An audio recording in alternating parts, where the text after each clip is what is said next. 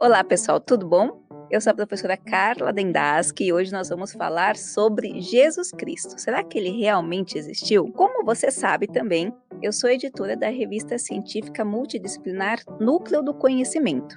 Lá nós publicamos artigos científicos produzidos por pesquisadores, todas as áreas do conhecimento. Também publicamos materiais na área de teologia e ciências das religiões ou ciência da religião.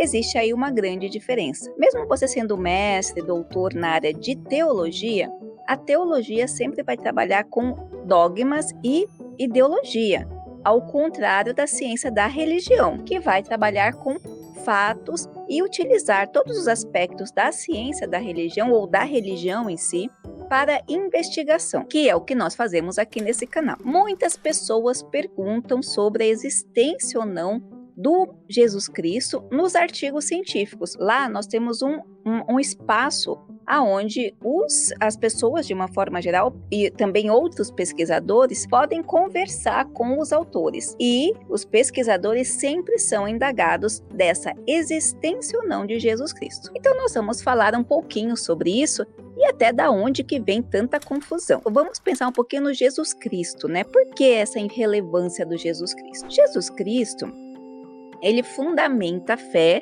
do cristianismo, tá? Então é uma fé, e nosso calendário, inclusive, todo o Ocidente adota, né, esse calendário antes de Cristo e pós-Cristo. Então é uma figura que fundamenta essa fé. A fé cristã, ela é uma fé baseada em religiões antes, tá? Ou, mais precisamente, a gente pode dizer que no judaísmo, porque Jesus Cristo era judeu. Então nós temos as maiores religiões do mundo, são três. As três religiões têm base em Abraão. Lembra de Abraão casado com Sara? Pois é, Abraão, lá no comecinho da Bíblia, ele teve 2 filhos, o Isaac e o Ismael. E os judeus vêm da descendência do Isaac. Então as três religiões, as 3 maiores religiões do mundo, islamismo, judaísmo e cristianismo, tem como pai da fé Abraão, o que nós chamamos de religiões abraâmicas. E o cristianismo é apontado hoje como sendo a maior religião, ou melhor, a religião com maior número de adeptos no mundo, principalmente no mundo ocidental. E por ter essa relevância, essa figura agora de Jesus Cristo passa então a ser questionada. Agora não, né? Bastante tempo, mas passa a ser questionado. Isso porque a igreja que fundamenta todo esse pensamento ocidental, ela só foi fundada 300 anos depois de Jesus Cristo, ou do suposto Jesus Cristo. Então começam a pensar, como que funciona, né? Será que existiu, não existiu? Será que não é uma figura adotada por uma teia de poder? Vamos investigar então um pouquinho sobre isso. Eu coloquei aqui para vocês, o cristianismo é considerada a religião com mais adeptos no mundo inteiro, assim como o judaísmo e o islamismo. Aponta Abraão como sendo o pai da fé. Porém, no cristianismo, como o próprio nome já diz, a figura de Jesus Cristo é considerada como sendo o Messias, que morreu na cruz para salvar a humanidade e é o centro da fé cristã. Justamente, então é uma figura que está trabalhando ali com todo o contexto da fé cristã. Jesus Cristo é considerado o Messias para os judeus? Lembra-se, por que essa relevância do Cristo? Então a gente tem que voltar um pouquinho para entender o contexto da história. O judaísmo, tá? A religião lá da fé abraâmica, ela espera até hoje o Messias, que é uma figura. A gente vai falar sobre o Messias, eu vou trazer algumas pessoas para falar melhor sobre isso, mas essa figura que o judaísmo espera seria uma pessoa, uma entidade, alguém enviado por Deus que iria reunir novamente as 12 tribos de Israel e voltar ali todo o templo de Jerusalém, todo o governo de Israel, para que todas as nações possam olhar, né, possam viver em paz sob a tutela desse reino. Pois bem, o judaísmo, esse Messias não voltou, mas apareceu Jesus Cristo, que foi apontado como sendo o Messias dos judeus, tá bom? Na Bíblia não tem nada que ele fale que ele é o Messias do judeu especificamente, ele sempre coloca a dúvida para que o outro pense. Mas a religião cristã acha que esse Jesus não só é o Messias, como também faz parte da Trindade, quase como sendo o Filho de Deus ou o próprio Deus encarnado. Pois bem, então a gente já sabe que esse Jesus não é o Messias dos judeus, embora Jesus de Nazaré, esse Jesus que todo mundo fala, ele fosse judeu. Para o islamismo ou para os muçulmanos, o Cristo, ele existiu sim. Essa figura de Jesus Cristo existiu, reconhece como sendo um judeu e aponta que Jesus Cristo era um profeta que antecedeu Maomé. E o profeta Jesus Cristo, ele estava apontando justamente os erros do judaísmo, ou dos judeus de forma geral, por não conseguirem cumprir os mandamentos de Deus. Então, a gente começa a entender um pouco algumas aproximações do islamismo com o cristianismo, aproximações no sentido de aceitar que ele era um profeta, não que ele era um Messias, tampouco um Deus encarnado, tá bom? Isso porque as religiões, o judaísmo e o islamismo, com relação ao monoteísmo do único Deus, eles são bem irredutíveis e qualquer aproximação ou possibilidade de um humano chegar a ser apontado como Deus é uma heresia. O cristianismo de vez em quando segue, né, Abraão, é monogâmico, mas essa confusão aí que eles trazem da Trindade, de muitas religiões que trabalham Jesus como sendo o próprio Deus, existe uma confusão e não é assunto para outra live. Bom, vamos lá, para outra live não, assunto para outra aula. Bom, então a gente sabe então que para o Islã Jesus existiu e foi um profeta que antecedeu Maomé. Para o judaísmo ainda é controverso. Alguns falam que Jesus existiu e foi um cara que falou muitas coisas bacanas, mas longe de ser o Messias, e alguns não reconhecem a existência de Jesus. Lembremos que todas essas religiões que a gente fala, 3 grandes religiões, né? Na verdade, elas se dividem. Assim, o cristianismo tem muitas subdivisões, muitas igrejas que vai desde o espiritismo até o pentecostalismo, a igreja católica. Então, o cristianismo aqui, basicamente, são as religiões que adotam essa fé no Cristo, tá? Que adotam ali os conceitos dessa figura do Jesus Cristo, essa figura crística, tá bom? O islamismo, os muçulmanos, a mesma coisa. Existem muitas vertentes, assim como no judaísmo também, muitos tipos de judaísmo. Isso é muito importante para quando a gente falar, não confundir, né? Porque às vezes você é de uma fé ou de outra e vai achar que a gente está generalizando. A ciência generaliza e depois nós temos estudos que nós vamos categorizar ou desmembrar, mas não é o sentido aqui. Então a gente pegou o contexto, né? O conceito das 3 maiores religiões, o formato de uma forma, a gente categorizou, né? De uma forma mais amplificada, porque o nosso interesse aqui hoje é entender essa existência ou não de Jesus. E aí a gente vai entender um pouquinho de alguns pressupostos, né? Para a ciência, então, Jesus Cristo existiu porque existem muitas investigações até hoje, muitos antropólogos que estão investigando essa tal da possível prova ou não dessa existência. Mas a gente vai entender isso logo, logo. Primeiro, 3 aspectos precisam ser considerados. Número 1, tá? Existem muitas pessoas com o nome de Jesus daquela época. Então já foram encontrados, inclusive, é a segunda questão, né? Muitos documentos que falam. Esses dias eu ouvi um rabino falando de um documento que eles têm que falam de Jesus que se desentendeu com um rabino, mas de um Jesus, não sabe se é esse Jesus. Então existem muitas pessoas com o nome de Jesus que vão remeter àquela época. Era um nome não tão comum, mas dentro da média ali dos nomes da época comum. Então vários documentos podem existir. Outra questão é que naquela época, não só naquela época, mas naquela região ali da Jerusalém, Belém, tinha uma aproximação muito grande com o judaísmo. Inclusive Herodes, né, achava que se ele fosse casado com uma pessoa judia, ele seria muito mais aceito pelos judeus que tinham muito mais conhecimento, que tinham muita influência. E lembre-se que o judaísmo espera o Messias até hoje. O Messias para o judaísmo até hoje, tá? Até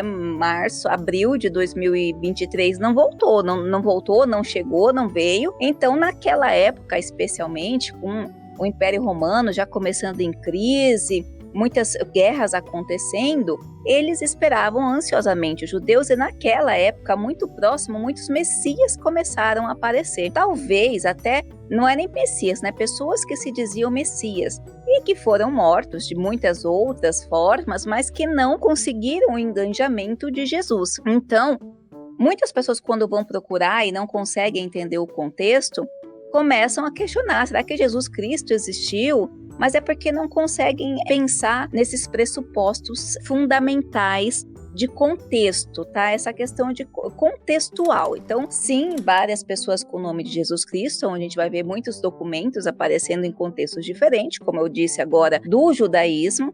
A gente tem, naquele momento, muitas pessoas se dizendo Messias, isso aí até hoje, né, pessoal? Tem gente que fala que é Messias, que é apóstolo, que é um monte de coisa. Então, naquela época também tinha essa ânsia por querer esse retorno de Israel.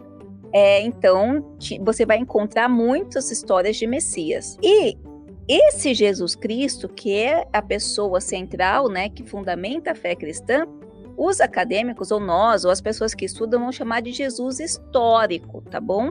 Porque vai fundamentar a fé cristã, e esse Jesus Cristo, ele foi nascido em Belém, e também é considerado Jesus de Nazaré, porque foi criado nessa região. Então, esse Jesus que fundamenta o cristianismo é o Jesus de Nazaré, tá? Então, como que sabe que esse Jesus de Nazaré existiu? Bom, as primeiras provas tratam-se dos escritos, né, de diversas pessoas. Então, muitas pessoas que acompanhavam esse Jesus, ou que viram, que investigaram, escreveram onde foram encontrados pergaminhos em hebraico, aramaico e grego.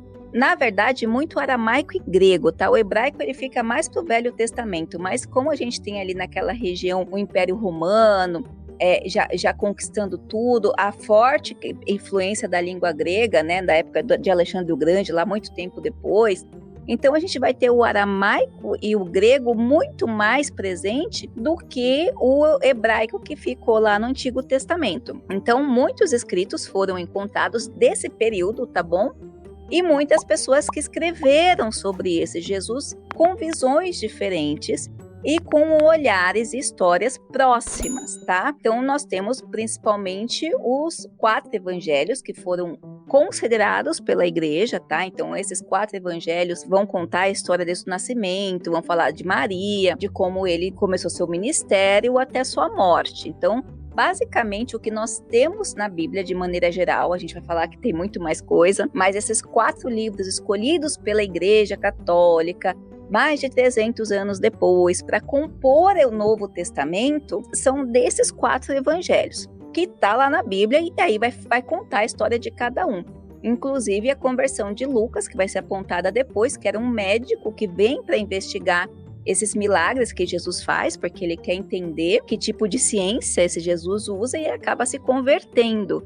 Então, ele também faz parte dos 4 evangelhos, né, que foram considerados e que são organizados para a composição do Novo Testamento. Depois, só que o que acontece? Onde está então, né? Só tem esses escritos? Não, tem muitos outros que foram encontrados na mesma época, 30, 40, então foram encontrados muitos livros, mas a igreja se apropriou, inclusive quando a igreja se organizou, que pegou ali os primitivos, cristãos primitivos, que foram ver, né, fazer o concílio lá de Niceia, que foram decidir que livros seriam incorporados. Tem muitos outros, inclusive o Evangelho de Maria Madalena, que a igreja não considerou por considerar esses livros apócrifos. Na verdade, qualquer coisa, qualquer livro, qualquer apontamento que pudesse humanizar, colocar Jesus com aspectos cotidianos da vida normal, sentindo raiva, tendo relações, a igreja achou que não era importante, que não deveria fazer parte da Bíblia, porque poderia ferir o sentido da santidade, tá? Do Cristo. Então, até 1940, nós não tínhamos muitos acessos, né? Todos eles se concentravam no Vaticano, a esses livros. Então, o que a gente tinha era o que estava lá na Bíblia, basicamente sobre Jesus. Embora os arqueólogos procurassem bastante, pegavam algumas instruções, aquele contexto bíblico e tal. Aí teve uma discussão uma época sobre o Santo Sudário, a igreja tentou esconder. Então, muitas questões assim que ficavam presos só no conhecimento da igreja. Então, a gente pode pensar, nesse sentido. Bom, se a Igreja Católica organizou o Novo Testamento, escolheu quais os livros incluíam, que fala sobre Jesus, se tudo o que nós temos está na Igreja, está lá no Vaticano, e se Jesus não pode ser então uma figura montada? E aí a gente vai ter agora as evidências posteriores, né, que é relativamente recente. Então, os achados mais recentes que provam a existência do Jesus Cristo histórico, basicamente de 1945, que foi a biblioteca de Nag Hammadi, a gente vai falar um pouquinho sobre ela, e também em 1947, os escritos do Mar Morto. Eu já vi gente pensando que são as mesmas coisas, não são, tá? Isso é muito importante a gente falar aqui, porque eu já vi, não, mas encontraram escritos depois, onde estão? Não, esses escritos não estão no Vaticano. A gente vai ver que em 1945, essa biblioteca de Nag Hammadi são códices, tá? Com 52 textos, em sua maioria gnóstico, além de incluir 3 trabalhos pertencentes ao Corpus Hermético e uma tradução, alteração parcial, da República de Platão. James Robinson, que investigou esses materiais, diz na sua tradução, sugere que esses códices podem ter pertencido ao monastério de São Pacômio, localizado nas redondezas, e teriam sido enterrados após o bispo Atanásio de Alexandria ter condenado em 367 o uso não crítico de versões não canônicas dos testamentos, em sua carta festiva após o primeiro concílio de Nicéia em 325. Aqui a gente tem uma coisa interessante. Então já tinha, tá, o mosteiro, tá, desse São Pacômio. Esse mosteiro, ele tinha acesso também, ele não deu lá para a igreja em Roma, né, nesse momento que estava se formando, ele não deu suas obras, ele não considerou, e também ele não achou justo, tá, que não fossem abordados outros textos dos primeiros cristãos. E muitos desses textos eram textos gnósticos e herméticos, que eram filosofias, tá? O cristianismo é tratado hoje, se tornou uma religião. Na época, ele era filosofia, e era uma filosofia que conversava com estas outras filosofias, dos herméticos, dos gnósticos, dos estoicos, que a gente vai conversar depois em outros vídeos mais pra frente. Mas de 325 ocorre o primeiro concílio de Nicéia, que eles tentam reunir e vão escolher os livros, eles começam a impugnar, né, a ir atrás, a já começar a condenar aqueles que não seguiam o que eles estavam falando. Então, em 367, quando Atanásio faz isso, eles vão rapidamente esconder esses escritos, tá? Então, alguns monges teriam pegado os livros proibidos e os escondidos em potes de barro na base de um penhasco chamado de Jebel el Tarif, onde ficaram esquecidos e protegidos por mais de 1500 anos, tá? Então, os textos nos códices estão escritos em copta, embora todos os trabalhos sejam traduções do grego. O mais conhecido trabalho é provavelmente o Evangelho de Tomé, cujo único texto completo está na biblioteca de Nag Hammadi. Atualmente, todos os códices estão preservados no Museu Copta, no Cairo, do Egito, tá? Então, a gente vê aqui que esses escritos também falam de Jesus, também falam do cristianismo e vão contar histórias, muitas que nós já conhecemos que estão na Bíblia, com outras aproximações gnósticas. Esse achado é especial porque na minha dissertação de mestrado em Ciências das Religiões da Mackenzie, eu estudei Hans Jonas. E eu comecei estudando Hans Jonas, e Hans Jonas foi um pesquisador alemão que estudou com Heidegger, muito amigo de Heidegger, Bultmann, era amigo de Heidegger até a guerra, né? Também é outra história, a gente volta depois. Fazia parte aqui daquele círculo de judeus que estudavam nas bibliotecas, na academia alemã. E Hans Jonas estudava justamente o gnosticismo, a influência do gnosticismo nos primeiros cristãos. E eu vou trazer esse assunto para vocês porque é muito legal. E Hans Jonas, ele passou 10 anos investigando antes de descobrirem isso aqui. Ele tem a tese de doutorado dele, que a gente também vai colocar para vocês quando a gente fazer esse vídeo, que vai trazer apontamentos, aproximações, investigações, documentos fantásticas, já dessa aproximação do gnosticismo e a influência dos primeiros cristãos, principalmente na questão do dualismo, bem e mal, inferno, céu, Deus e demônio. Então ele vai fazer muito bacana esse papel. E aí Hans Jonas vai para a guerra, e quando ele volta, encontraram aqui esses escritos, ele teve que voltar para a tese dele, ver o que estava faltando para poder colocar lá. E aqui tem muita coisa interessante, porque vai desconstruir muita coisa que o cristianismo ainda adota hoje e muitas confusões que nós temos aqui que afetam principalmente a sociedade ocidental. Pois bem, vamos para frente, né? Então a gente vê que nesses escritos, sim, Jesus Cristo histórico, esse que fundamenta o cristianismo, existiu, e agora a gente tem como acessar esses papéis, esses escritos. E em 1947 nós temos o escrito do Mar Morto, tá? Então foi achado por beduínos, representou a maior conquista de arqueologia do século XX, atraídos pela descoberta inicial.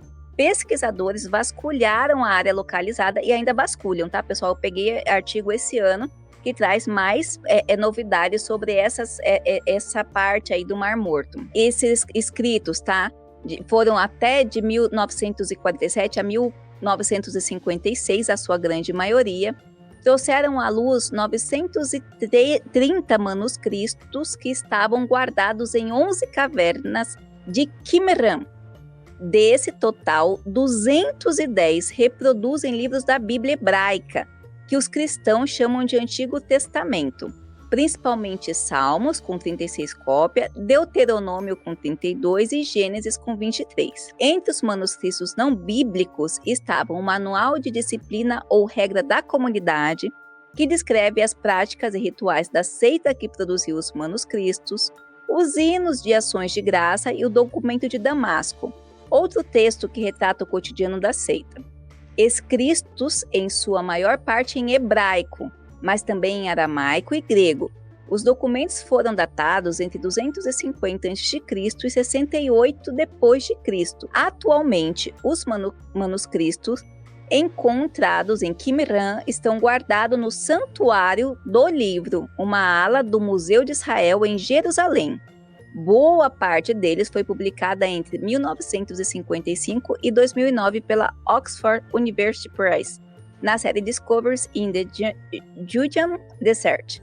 A tese mais aceita é que esses escritos pertenciam aos essênios, tá? Que era um grupo de judeus que decidiram se enrolar, que alguns judeus vão chamar de seita ou não, mas eles se isolar para justamente fazer essas aproximações, porque eles eram muito ligados à cabala mística. E muitos judeus não aceitaram naquela época, então eles se isolaram. E nesses livros aqui do Mar Morto, lá de 1947, então a gente vê que já tem base judaica, tá? Não tá na outra base desse cristianismo primitivo. Ele está nessa base mais judaica, mais hebraica, embora tenham também outros livros. E eles vão falar de relatos, né, da passagem de Jesus. Inclusive da preocupação de Jesus de que a filosofia dele se tornasse uma religião, que daí afastaria de novo o objetivo de sua filosofia. Então, o Jesus Cristo histórico existiu certamente, a base da fé cristã existiu. Agora, como ele foi concebido, ou melhor, como ele foi tratado ou é tratado, é diferente sim. E a crença de ser o Messias, não ser o Messias, ser Deus ou não, aí é outra coisa que a gente vai discutir em outros vídeos. Eu espero ter ajudado a tirar essa confusão. Sempre conte com a gente. Um grande abraço e até a próxima!